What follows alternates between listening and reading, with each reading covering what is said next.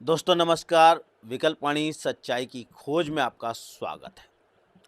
इस समय विकल्पवाणी की टीम दिल्ली के कॉन्स्टिट्यूशन क्लब ऑफ इंडिया में है। यहाँ पर बिजली सेक्टर में काम करने वाले कर्मचारी, इंजीनियर और मजदूर बिजली विधेयक 2025 को रद्द कराने की मांग को तेज कर रहे हैं। इसी संदर्भ में आज यहाँ एक सम्मेलन चल रहा है। ऐसी सूचना है कि इस सम्मेलन में अलग अलग पार्टियों के सांसद आएंगे और इस बिजली विधेयक पर अपनी बात रखेंगे। साथ साथ में कई सवाल हमारे पास हैं जिनको लेकर विकल्पवाणी टीम यहाँ पहुंची है। पहला सवाल तो ये है, सरकार ये कह रही है बिजली सेक्टर में प्राइवेट और सरकारी वितरण कंपनियों के होने से कंपटीशन बढ़ेगा और जो उपभोक्ता हैं उनको सस्ते दाम पर बिजली लेने का अवसर मिलेगा। एक सवाल ये भी है, सरकार जब अलग अलग योजनाओं के जरिए बिजली में उपभोक्ताओं को छूट दे रही है, फिर सरकारी हो या प्राइवेट क्या फ़र्क पड़ने वाला है। इन्हीं सवालों को लेकर विकल्पवाणी टीम यहाँ पहुँची है। इस सम्मेलन में आए इनके प्रतिनिधियों से हम बातचीत करेंगे और इस मसले को समझने की कोशिश करेंगे। आप हमारे साथ बने रहिए। विकल्पवाणी सच्चाई की खोज। सर, मेरा पहला सवाल है, बिजली संशोधन विधेयक 2025 अब इसका अनाउंसमेंट हो रहा है। आप यहाँ पे जब बात कर रहे थे तो आपने इसको जन विरोधी कहा। ये क्यों कहा आप लोगों ने? देखिए, जन विरोधी इस दृष्टि से है क्योंकि बिजली अकेली चीज़ है जो पूरे देश में एक दाम पर सबको नहीं मिलती। बाकी बिजली के अलावा ऐसी कोई चीज़ नहीं है जो एक दाम पर ना मिलती हो, क्योंकि बिजली सबकी ज़रूरत है और बिजली की लागत सब लोग नहीं उसका पेमेंट नहीं कर सकते। इसलिए किसानों को मुफ्त बिजली मिलती है या सब्सिडाइज बिजली मिलती है। इसी कारण से गरीब उपभोक्ताओं को सस्ती बिजली मिलती है। लेकिन इस इलेक्ट्रिसिटी अमेंडमेंट बिल के जरिए सब्सिडी और क्रॉस सब्सिडी समाप्त करने की बात इसमें लिखी हुई है। तो अगर सब्सिडी समाप्त हो जाएगी तो यह जन विरोधी हुई। दूसरी बात, जो सरकारी क्षेत्र है उसके लिए बिजली एक सर्विस है। प्राइवेट सेक्टर के लिए, कॉर्पोरेट सेक्टर के लिए बिजली जो है एक बिजनेस है। बस यही अंतर आ जाता है। अभी आप देख लीजिए कि देश भर में स्मार्ट प्रीपेड मीटर लगाने का टेंडर उन्होंने लगाया। अब ये स्मार्ट प्रीपेड मीटर जो अभी बिजली के उपभोक्ता को घरों में लगे हुए जो मीटर है वो प्रीपेड ही है, अभी स्मार्ट ही है।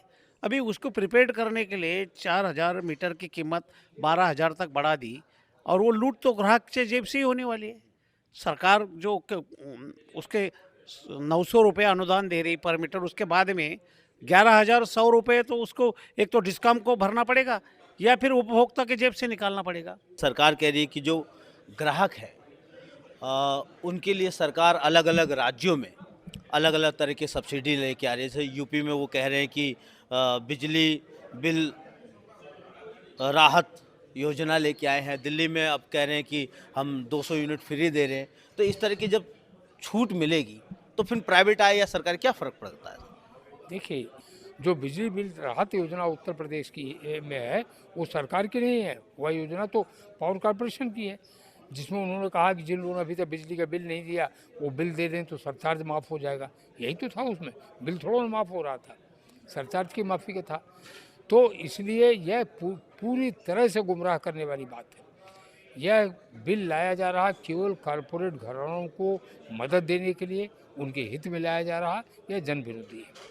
हम एक चीज़ और समझना चाहते हैं, जिस तरीके से सरकार कह रही है कि अगर हम बिजली संशोधन विधेयक को लेके आते हैं तो कंपनियों के, प्राइवेट और सरकारी कंपनियों के बीच में, बिजली कंपनियों के बीच स्पर्धा बढ़ेगी, कंपटीशन बढ़ेगा। इससे जो उपभोक्ता है वो सस्ता बिजली ले पाएगा। फिर प्रॉब्लम क्या है? नहीं, अभी सरकार जो दावा कर रही है उनका मकसद वो नहीं है। अभी देखो, देश के अंदर कई करोड़ किसान हैं और वो किसान को रियायत दरों पे बिजली दी जाती है। अब जब डिस्ट्रीब्यूशन सेक्टर निजी घराने के लिए खोल दिया जाएगा तो वो प्रॉफिट के एरिया में जाएगा। जहाँ तक मेट्रोपॉलिटन सिटी है, शहर है, बड़े बड़े शहर हैं जहाँ कमर्शियल इंडस्ट्रियल ग्रोथ ज़्यादा है, जहाँ पे कंज्यूमर्स है वहाँ जाएंगे, वो वीकर सेक्शन में जाएंगे नहीं। इसका सीधा सीधा मतलब है कि मुनाफा कमाने वाली इंडस्ट्री, बिजली उद्योग अगर उनके हाथ में चला गया तो फिर गवर्नमेंट और एग्रीकल्चर या वीकर सेक्शन इन सब चीज़ों को जो जहाँ पे प्रॉफिट नहीं है, ऐसे सेक्टर को बिजली प्रोवाइड करने की जवाबदारी सरकारी कंपनी के ऊपर रहेंगी। वो 44 कंपनियाँ, और उनकी अभी हालात बहुत बेहतर ख़राब है और वो बहुत ख़राब होते चले जाएंगे और वो कंपनियाँ बंद करनी पड़ेगी। एक चीज़ और, जब हम गूगल में पढ़ रहे थे इस कानून के बारे में, तो वो कहते हैं कि जो भी बिजली कंपनियां हैं, अगर जो सरकार मापदंड बनाएगी उसका उल्लंघन करेंगी तो हम उस पर जुर्माना लगाएंगे। तो फिर वो तो सरकार के नियंत्रण में ही तो रहेंगे ना सर। देखिए, सरकार ने कौन सा जुर्माना लगा दिया टेलीकॉम कंपनियों पर? उल्टे टेलीकॉम कंपनियों ने जो BSNL का नेटवर्क इस्तेमाल किया, 1,45,000 करोड़ रुपए का भुगतान नहीं कर रही। 10-10 साल 20-20 साल हो गया, सर्वोच्च न्यायालय में मुकदमा चल रहा है। तो सरकार की इन बातों का कोई अर्थ नहीं है। एक बार ये निजी हाथों में चला गया हमारा नेटवर्क, और वो जो इसका इस्तेमाल करेंगे अगर उसका भी पैसा नहीं देंगे तो BSNL की कहानी दोहराई जा रही है। अल्टीमेटली जो इसका नुकसान होने जा रहा है किसानों को, गरीब उपभोक्ताओं को और घरेलू उपभोक्ताओं को। एक आखिरी एक सवाल ये भी है, ये विधेयक लाया जाता है, फिर आपका विरोध, आपके पूरे संगठनों का विरोध किस रूप में होगा, आगे की रणनीति क्या है सर? अभी हम लोगों ने तो बैठ के डिसाइड की कि हम अकेले लड़ने वाले नहीं है। नेशनल कोऑर्डिनेशन कमेटी में जो 7 संगठन है, इसके अलावा भी देश भर के बिजली उद्योग के जो संगठन है, उपभोक्ता के जो संगठन, किसानों के जो संगठन है, जो बड़ी बड़ी 10 ट्रेड यूनियन है, हम सब इसको मिल के इसका विरोध करने वाले। एक सवाल आज के संदर्भ में मैं पूछ लूँ, आज ऐसे तो आप लोगों की लड़ाई काफ़ी सालों से चल रही है, आज किस तरीके का सम्मेलन था और आगे की रणनीति क्या है सर, दोनों समझाइए हमारे को। देखिए, हम लोगों को यह जानकारी मिली थी कि इलेक्ट्रिसिटी अमेंडमेंट बिल पार्लियामेंट में रखा जाने वाला है और एक तरफा ढंग से उसको पारित करना चाहते हैं। उसी के विरोध में सभी राजनीतिक दलों के प्रमुख लोगों को हम लोगों ने आज यहाँ पर निमंत्रित किया था। आज 10 संसद सदस्य आए थे, 2 पूर्व संसद सदस्य आए थे, तो कई पार्टियों के लोग आए थे, इसमें कांग्रेस के भी लोग थे। तो सबने हमें आश्वस्त किया है कि यह बिल जन विरोधी है और संसद में लाया जाएगा, तो वे सब लोग मिलकर इसका प्रबल विरोध करेंगे। आप टेलीकॉम सेक्टर के अनुभव से समझ सकते हैं, आपको याद होगा जब टेलीकॉम सेक्टर में जियो आया तब उसने 3 महीने तक लगातार फ्री रिचार्ज दिया, लोगों को सुविधाएं देने का दावा किया, और जैसे ही छोटी छोटी कंपनियां टेलीकॉम सेक्टर से बर्बाद होती चली गई या मर्ज हो गई, उसके बाद आप सबको पता है पूरा नियंत्रण टेलीकॉम सेक्टर पर जियो का हो गया है। आज जो रिचार्ज 30 दिनों का होना चाहिए वो 28 दिनों का हो गया है। उसका रिचार्ज का पैसा कौन तय करता है? सरकार नहीं करती, वो जियो और ऐसे प्राइवेट कंपनियां ही करती हैं। तो ये अनुभव क्या दिखाता है?